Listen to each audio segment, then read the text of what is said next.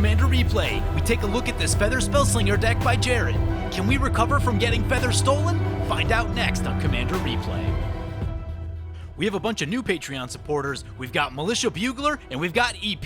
You guys are awesome. If you want to help support the channel and vote on which decks I play next, feel free to check out my Patreon at the link below. And be sure to use the TCG affiliate player link if you're buying Ikoria and Commander 2020 cards, as it helps support the channel and it doesn't cost you anything. And finally, if you want to sign up to play paper webcam games with me for the cost of $10, please check the Eventbrite link in the description below. Welcome back everyone to playing some Feather the Redeemed today. Today's deck list comes to us from Patreon supporter Jared, and I've actually played this deck list sometime last year. They've sent it back to me to play once again, so I'm interested to see what kind of changes have been made, see how it's piloting now compared to back then. So I think it'll be a really interesting comparison. Anyway, take a look at this opening hand. We've got 3 lands. Magic Online has been very unkind to me recently, so seeing a 3-hand land feels incredible. This was a snap keep. We are last in the turn order, though. That's not amazing. I am excited about one thing. We've got this Veilstone Amulet in hand. When I did all of the Feather stuff last year, somehow I missed this card. And this card is really powerful. It says, whenever you cast a spell, creatures you control can't be the target of spells or abilities your opponents control this turn, essentially hexproof. And it triggers whenever you cast the spell, essentially turning every instant spell in your deck into something that protects Feather, which is really, really important. So, pretty cool card. I'm very excited to get this one into play. Hopefully it doesn't get shot. And brings back to our turn, we draw a Return to Dust. Let's go Plains Wayfarer's Bauble. And we'll pass like that. Selesnya Signet for the Ur-Dragon opponent, sure. Take a look at what our opponents are playing today. We've got Mitchner piloting the Ur-Dragon, and they have the promo version. There's a special redemption code if you bought the secret layer of Kaleidoscope Killer, so looks very nice. Pretty good idea what to expect out of the Ur-Dragon. Lots of dragons. There is a lot of different ways this deck can beat you. Dragon Tempest and what's the other red one? I can't think of the name of it right now. Triple red, and when dragons enter, they do damage to things. That one's pretty good. That'll kill you. In addition to any dragons with double strike, the Pump Dragon, all kinds of ways this deck can beat you. It is a little bit slow though, so it does have a very clunky curve. You can kind of get under it that way, and we'll want to do that today. Next up, we have Xenosai piloting Morphon the Boundless. They didn't tell me what they were on before the game, so we'll just kind of see as they get going. Is this the Eldrazi deck that we saw the other day? I'm not sure. And then finally, we've got Champion Athune piloting Izoni Thousand-Eyed. Going to be some green-black graveyard value. Haven't seen his build specifically, but there's some fun things you can do with Izoni, so we'll keep an eye out for that. Anyway, it brings it back to our turn. There's a Plains. Play the Plains. Crack the Wayfarer's Bauble. Get a Mountain. And pass the turn like that. Probably going to go... Well, actually, we've got Sheltering Light. Yeah, it's probably smarter to go Veilstone Amulet first and just cast Feather with protection. I've made that mistake of every time I think I can cast Feather and no one's going to shoot it, they shoot it. Just every single time. Another Signet for the Dragon opponent. Heuristic Study for the Morphon. That's a pretty good one. Probably want to shoot that with the Return to Dust at some point. Maybe that's what we're doing this turn. Won't be able to get the Veilstone Amulet down, though. Ooh. Gaia's Cradle and a Springbloom Druid for opponent. Yep, those are pretty good. Those are pretty good. Can't do much about the Gaia's Cradle in this moment. We do draw on a Crowing Crusader on our turn, though. I'm going to go with... Let's go with the Sacred... we can go one tap, probably, right? Play the Command Beacon. Let's go Return to Dust on Heuristic Study and a Signet. It'll slow the dragons down a turn. Kind of just a bystander in this. Really just don't want this Heuristic Study getting out of hand. Can't pay for it right here, so they will get a card back on it. And we'll pass like that. Gilded Lotus for the Dragon's opponent, so we didn't slow them down too much. Would have rather hit the Gilded Lotus. Kindred Discovery coming in for opponent. Names... Ooh, vampires. Okay, so they're on a vampire deck, apparently. Did I burn that Return to Dust too early? I may have. Got a Kindred Discovery and a Gilded Lotus now. Those are both much better than the things I shot. Here comes Vivian Reed into play. Ooh, that has the ability to destroy artifacts and enchantments. Goes for the Gilded Lotus. Wow. Really isn't interested in the dragons. That's 2 ramp pieces down for the dragons. I mean, they can still cast a 6-drop if they have the colors, but that should keep them off of casting 2 dragons in a turn, at least for a little while. I'm also happy that we didn't have our Veilstone Amulet down there, because some chance that would have got shot. But I think now is the turn to play Feather, so let's get Feather into play. And Sacred Foundry untapped to hold up Sheltering Light as we need to. So I've been talking with Jared, the owner of this deck, for a little while about some changes that he's been looking to make, and I've been looking through the deck. Right now there's about 5 cards that I have in question of if we're going to make changes. Those are probably the things I'm going to take out. 2 of the ones that I have are the 2 heroic creatures that create tokens. This isn't really a token build. It's more of a spell slinger, get there with like gutter snipe type effects build. And I'm not sure if the tokens are good enough on the heroic cards, especially being unsupported. Like, there isn't really a ton of other token support. There might be a Balefire Liege. I think that's about it. Now, you know, there is some value to being able to make blockers, but I don't know. I don't know yet. I'm interested to see how that plays out, so... that is a question in my mind. Hopefully we'll get a good look at it this game. Here comes Dramoka the Eternal. That's a pretty good one. Talking about ways that the Dragon's deck can kill you, this plus a dragon or 2 will also kill you very quickly. Those dragons get massive with Dramoka. Comes a Champion of Dusk for opponent, sure. Enters the battlefield, draw X cards and lose X life, where X is the number of vampires you control. That'll be 1. But they do draw an additional card off the Kindred Discovery. Yeah, cast a 4/4, draw 2 cards. Doesn't sound awful. Opponent's gonna plus the Vivian, yep. Wood Elves coming into play, sure. Opponent will get a land, yep. Growing Rights of Itlamok coming into play. That's a pretty good one. They're 1 creature away. They can probably find it with this trigger on the way in. Ooh. Opponent says they're gonna, if we leave Vivian alone, they'll shoot the Kindred Discovery. Yeah, we really don't want that Kindred Discovery getting out of hand. But now is a good time to try and scry with Feather. So we'll play the Sheltering Light, get Indestructible, get the old scry one. Curse of Opulence, huh? Curse makes mana. Mana is cool. I think it's good enough. Keep that there. There are certainly worse things that it could be. So Sheltering Light comes back at the end step. We draw the Curse of Opulence, play the Temple of Triumph. There's an Adamant Will on top. I think I like that as well. Let's keep that right. Ooh. Well, maybe we don't Recruiter this turn. Yeah, that sounds like a plan. Okay. So keep that on top. Who's gonna get attacked? I'm gonna put the Curse of Opulence on Champ. Simply because he's got double Cradle, and green-black graveyard decks are, like, not my favorite thing to face down, so a lot of value over there, might get out of hand kind of quickly, all things to be worried about, so we'll put the curse on them. Play the Accruing Crusader. Opponent's gonna shoot our curse. Okay, that's fine. Unfortunately, Sheltering Light only protects creatures. Faith Shield does protect all permanent types. That is a thing that I learned. Been starting to use that one a little bit more in my Aurelia deck. Someone's always going to try to Rex Sage on your sword. That's just a thing that's going to happen. So I've actually been having decent success with that, being able to protect a permanent. So, yeah. Curse of Opulence down. Are we attacking anything? Not going into the dragons. Yeah, maybe we're staying back. The dragons will probably do all the attacking for us right here. Opponents are tapped out. I feel pretty good about a Sheltering Light just to get a token going. Yeah, maybe we wait. Maybe we wait. The dragons might get antsy. If there's more dragons, people might try to board wipe and things like that. I think we've got a minute here. Ooh, here comes in a Atarka World Render. Yep. Whenever a dragon you control attacks, it gains double strike until end of turn. That is another really big finisher in that deck. This little combo right here with Dramoka and Atarka has definitely gotten me a number of times. Oh yeah, Dramoka going into the Izoni opponent. Not happy about the Gilded Lotus. There's a hit for 10, Champ down to 28. Ouch. Anyway, getting back to what I was trying to do and use the Recruiter of the Guard to see what creatures are in this deck. Gutter Snipe is a good one. That'll get some damage done quickly. Balefire Liege is a very good one. Right now we have white cards in hand. White cards only gain us life. They don't kill things. Something to keep in mind. We've got Electrostatic Field, Firebrand Archer, Young Pyromancer. We already have a Token Maker, so yeah, I think we're probably just on Gutter Snipe. Opponent did bolster the counters onto the Atarka World Render, by the way, so when that attacks, it's going to be so much damage. Opponent gonna swing into the dragons. Kindred Discovery will trigger. Yep. This smells like a board wipe kind of play. Opponent takes a hit for 4.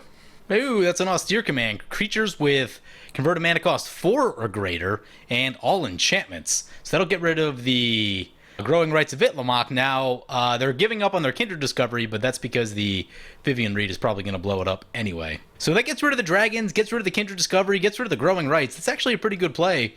Feather stayed alive. It's pretty cool. Traverse the Uvenwald coming into play. I'm going to Sheltering Light on our Accruing Crusader. That'll give us a Feather trigger and a token off of the Heroic. We're going to keep Adamant Will right on top.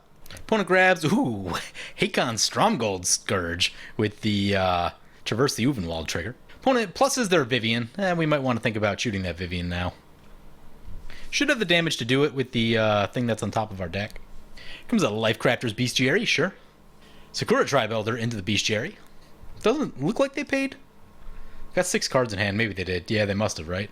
Sacks the Tribe Elder. Unfortunately, we haven't found any of the card draw effects yet. This deck, so playing Feather, this deck gets weird in that games with the card draw and games without the card draw are vastly different.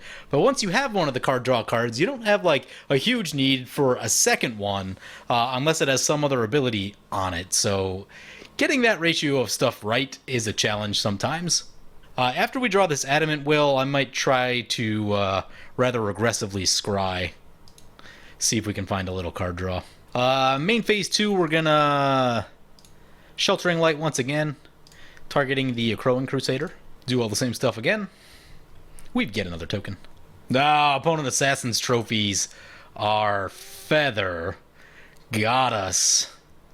Got us. Yep, use the ability. We'll get a land right here. We've got 3 red. We've got a bunch of white. Mostly white cards. We'll go for another white, I guess. Well, we draw a Reliquary Tower. Lands are good. I do want to keep hitting those land drops. Play the Reliquary Tower. Play Feather. Use the colorless lands. After opponent trying to shoot our commander. Feeling not super happy about that.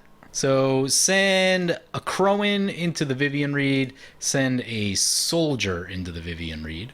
Leave the other one back. Let's send all 3. Although green-black deck, there could be a Living Death. Could just be playing into the Living Death. Hate facing green-black. Yeah, let's go like that. Well, it's going to block the Crusader, block a token, Sheltering Light on the Crusader, trigger Feather, trigger the Crusader, get another token. We'll scry one. There's an Apostle's Blessing. Blessing's okay. It gives us a second source of protection. I think I do like that. We do need a second spell here, especially with the Gutter Snipe thing. Demeter Backwater for opponent, gains a life.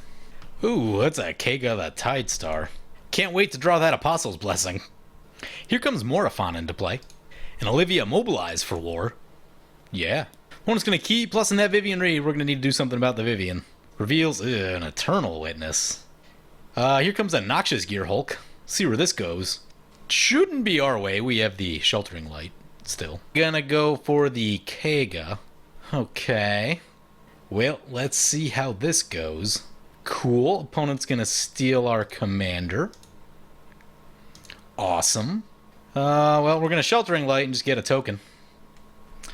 That's it's gonna be real bad for us, though. Really bad for us. Should have played the Veilstone Amulet. Still an Apostle's Blessing on top. Little bit too late on that. And we lose our commander. Awesome. Card comes back at the end step. So here's the problem with playing the Feather deck that isn't the super aggressive Feather deck. Everyone just treats you like you're playing the super aggressive Feather deck. Yeah. I guess we're on Recruiter of the Guard. Play Recruiter. Use the ability. I might be on Imperial to get Balefire Liege. If we do anything right now, it's probably got to be with the tokens, unless someone blows up the board. Yeah, get Imperial. Play Imperial. Get Balefire Liege. And pass turn. Simic Signet. Feather gonna swing into the Vivian. This is good news.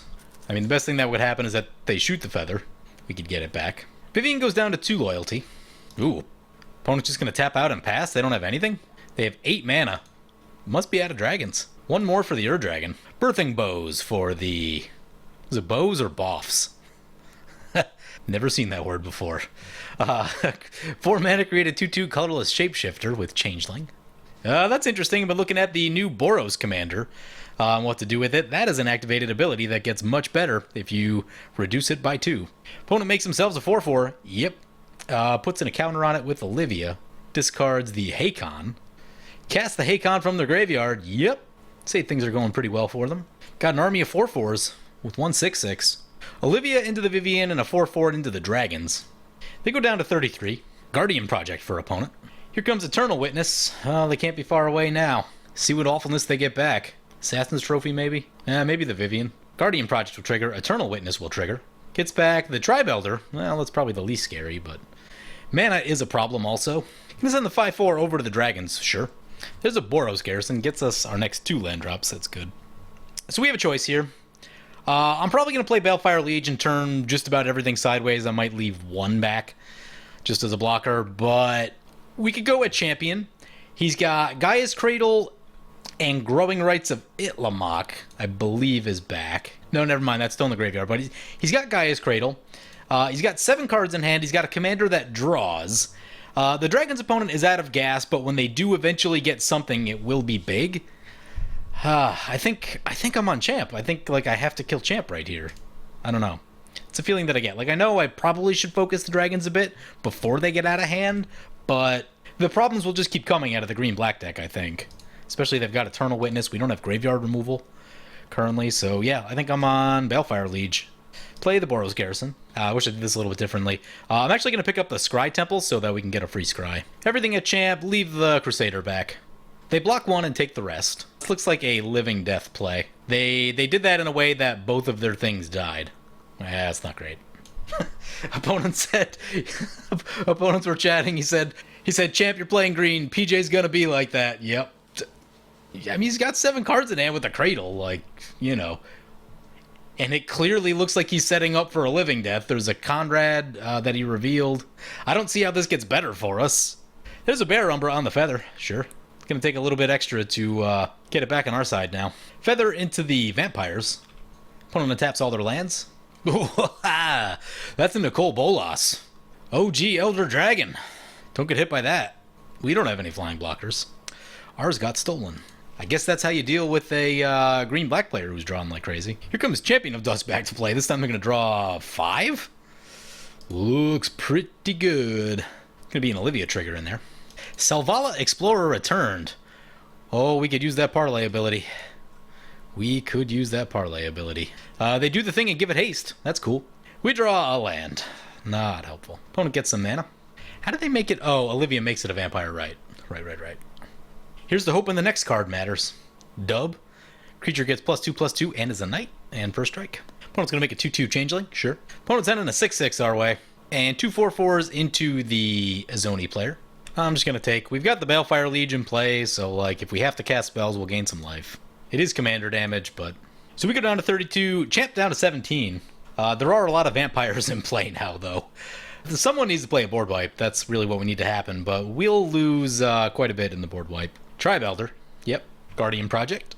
I mean, if they've got the Living Death, this is where it happens. There's a Nikki B in play. I don't know who's getting it. Would love to find some way to defend ourselves against it. Oh no, opponent said they're not going at champ. Ooh. Well, that's not going to be great for us. We are going to need an answer. I don't know, vampires have a lot more in play. We don't actually have, like, that much going on. We have some, like, small chip damage, but nothing has evasion, which is kind of an issue. Here comes Izoni. Yep. Guardian Project and Izoni will trigger. I guess they didn't have the board wipe, though, because if they did, we'd probably see it right there. Casual 7 mana off the Gaia's Cradle.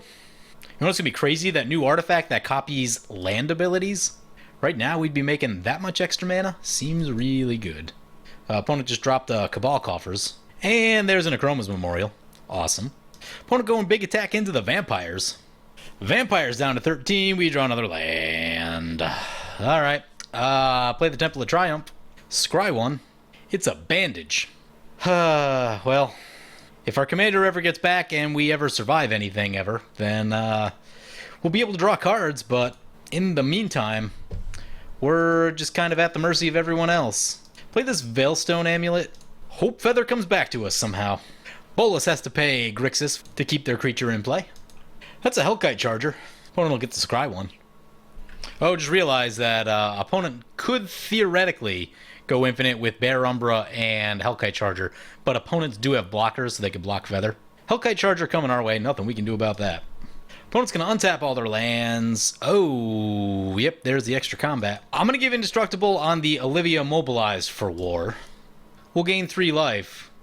I mean, there's nothing else we can really do other than, like, put in a favor for our opponent. Otherwise, opponent could go infinite on us right here, so. We'll gain 3 life off the Balefire Liege. Still have the bandage on top. We'll keep that right there. Hopefully some things happen that put Feather back in the command zone for us. Oh, nice. Noxious Gearhulk is blocking Feather. Okay, so Bear Umbra is going to come off. I did not realize that. So Bear Umbra does the totem armor thing, comes off a feather. We take a hit for 5. Olivia blocks Bolus. Nothing happens there because of the indestructible.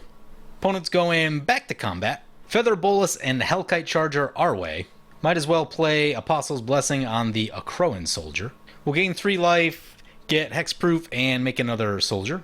No blocks, we have no flyers. I mean, now the thing is, opponent's tapped out with 2 mana. No cards in hand. We get hit by the Bolus, discard 2 lands. Opponent taps out, yeah, opponent's completely tapped out. I'd imagine that one of the other 2 will take them down. We're at 18, which, you know, considering the hit we just took, isn't the worst. We've gained 6 life off the Balefire Liege. Keeps us, you know, healthier than we would have been otherwise. Eternal Witness for opponent. There's an Austere Command in their graveyard, which they are getting back with the Eternal Witness. It's got to be artifacts for the Akroma's Memorial. After that, probably big creatures because of the Bolas. That would unfortunately get our Balefire Liege. Although, maybe not, because if they just like swing out full right here and if they kill the dragons, I haven't done all the math. So opponent goes for a big attack, the colorless stuff into champion, and the colored things into the dragon opponent. Gonna double block Morphon. Opponents go to 16 and 12. Really curious to see how he goes with this Austere Command. Goes all artifacts and big creatures. Will lose Balefire, which is unfortunate, but at least we still have our small little army. We'll lose the Veilstone too, which is not amazing. Feather's gonna feather still. Feather does not die in all of that. Opponent still got some insect tokens over there, but the Akroma goes down, the Izoni goes down, but Izoni dying is, I don't know, is it worse than it not dying? Is that what they want? I don't know. Need a Hushbringer. Graveshifter. Opponent will get to bring back a thing. Triggers the Olivia. Gonna bring back their Champion of Dusk. That's a pretty sweet line of play right there, yeah. Keep getting that thing back, drawing a bunch of cards. Is that a gain life or lose life? Lose life. So they are burning their life by doing that. They're starting to get down there now. Opponent's tapped up for 16 mana. Bet they can get some stuff done with that. This is a Torment. It's a Finale of Devastation. They're all 15/15s. They have Trample. Not yet. We can actually block. Oh, there's a Craterhoof Behemoth in there. Now they'll have Trample. Yep, that'd be the game. I hate losing to Craterhoof Behemoth. I don't know if there's anything that makes me more salty than losing to Craterhoof Behemoth. So this game went terribly. We lost our commander, and our deck does nothing when we lose our commander. That is a major problem. Anything good coming? We can't see. Alright, so thoughts on the deck. I'm definitely going to have to take it out another time because, I mean, we just kind of ran into bad luck with the Kega. We hadn't played the Veilstone Amulet because of the Vivian, and the Apostle's Blessing was on top of our deck, which is just super unlucky. So all of that kind of sucked. I don't know, see, what was going on right here, instead of Spellslinger, it felt more like a token deck because we had the tokens. And I guess that's what makes it tricky, is that, like, you're playing token cards, like a Crowan Crusader, but they're not super well supported because it's not a token deck, which, you know, partially makes me want to lean into tokens a bit more. I don't know, and that's been the tough part of playing Feather, is that there's an overwhelming amount of choice on the things to do, and that does make it difficult. One of the things I realize is that if you ask me what to do with a Feather deck, you'll get a different answer every day of the week. It varies so much on what opponents I'm seeing recently, what kind of stuff they're doing, how I'm feeling about certain things. It's going to be a little bit different every single day. Let's see if there's a Homeward Path in the deck. There's not. I would probably add a Homeward Path in this deck. I know you have to be really careful with the colorless lands in the deck. That's a thing.